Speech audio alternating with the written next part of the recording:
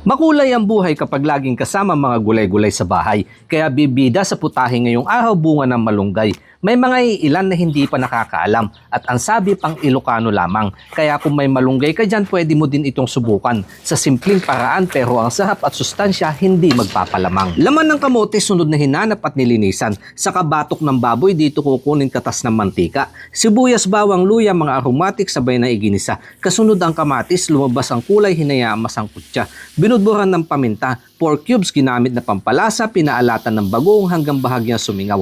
Kamote unang papakuluan dahil kailangan itong madurog kaya nagdagdag ng kaunting sabaw. Ilang minutong nakasalang. Nang balikan kasunod na bunga ng malunggay. Kapag bumuka ang bawat hibla dito mo malalaman luto na. Dahil ang kasunod na gulay di kailangan maluto ng matagalan. Bunga ng ampalaya ligaw ang nilinisan. Siling haba huli sa ibabaw. May kamote kaya eto ang buridibod ni inang na aking natutunan. Simpleng luto pero ang sarap tumatak sa isipan. Isang paraan kung gaano kayaman ang luto na nakaraan, kaya muling ibinabahagi, umaasang patuloy na tangkilikin ng mga susunod na henerasyon at sa mga kanayon na inabot din ang gantong panahon. Nagdagdag lang po ako ng pritong isda.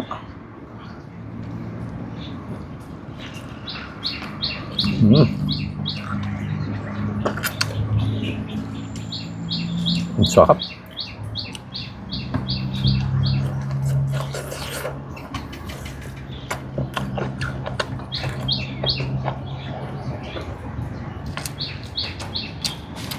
Mas mapait ho yung gantong klase ng ampalaya kumpara dun sa malalaki.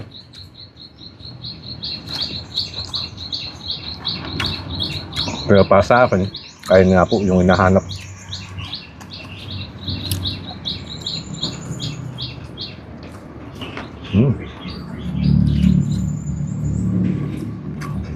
Ang sarap pong patakin.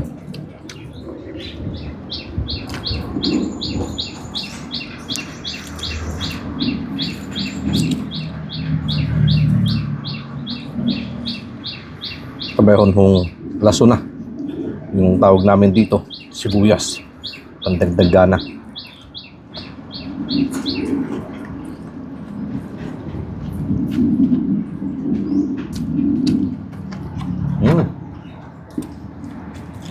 Panalo. Sabay ganyan po yung sabaw. Ang lapot na manilaw-nilaw kulay ng kamatis. Sabaw mo yan. Pampahid-pahid dito sa bahaw.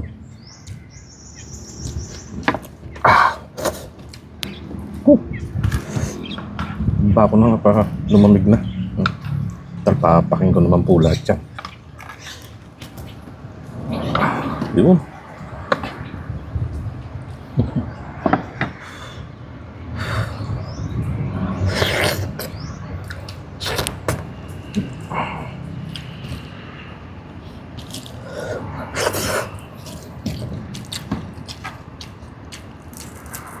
Tama-tama ho. Dahil pang mga bunga yung mga malunggay ngayon dahil nag-uulan. Yan, pwede mo din po ito subukan. Mga nakakasabik nga po na luto ni inang.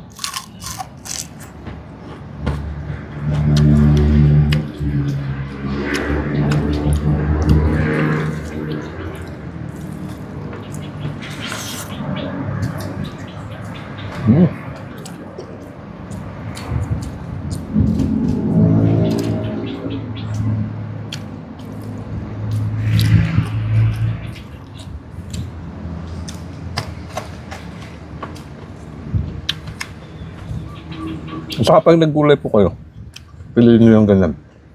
Medyo magulang. Mas masarap pong papakin kasi nga makapal yung laman.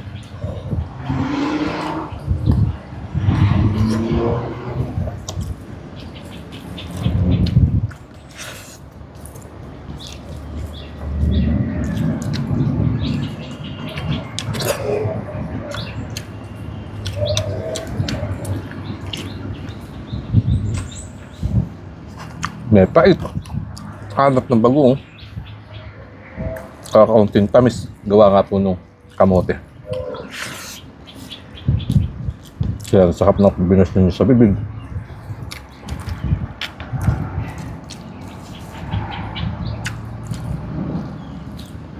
Panalo po. Yung sarap. Panalo din yung sustansya.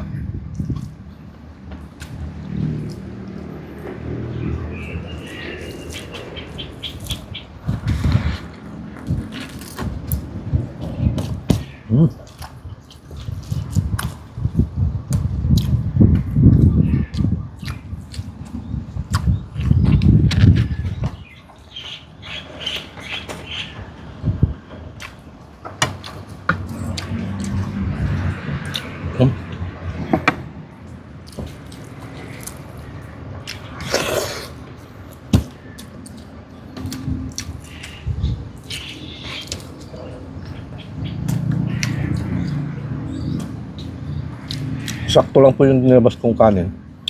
Kaya magpapak na lang ako.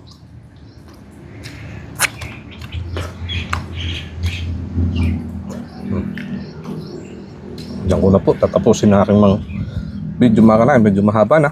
Maraming salamat po sa inyong patuloy na pagtangkilik sa mga binabahagi kong pagkain bukid.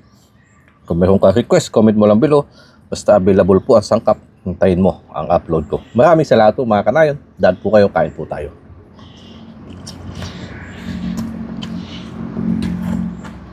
Mm.